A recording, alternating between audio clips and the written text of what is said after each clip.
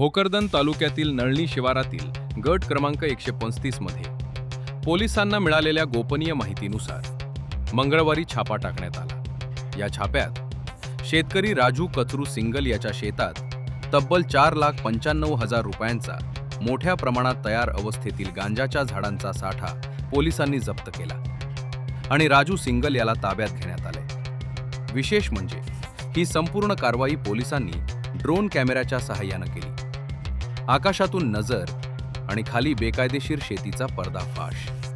गोपनीय माहिती मिळताच पोलिसांनी त्वरित पथक तयार केलं आणि शेतात छापा टाकला। कापणीस तयार अशा गांजाच्या झाडांची मोठी लागवड करण्यात आली होती। जप्त केलेल्या गांजाचे एकूण वजन 19 किलो 800 ग्रॅम असून त्याचे बाजार मूल्य जवळपास 5 लाख रुपये आहे। ही कारवाई उपविभागीय अधिकारी नितीन कटेकर यांच्या मार्गदर्शनाखाली करण्यात आली।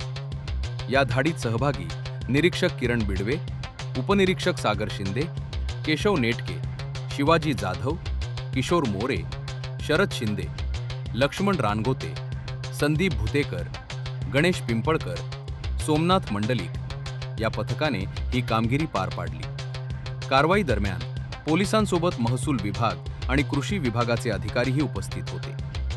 राजू सिंगल याच्यावर गुन्हा दाखल करण्यात आला असून पुढील तपास उपनिरीक्षक सागर शिंदे करीत आहेत।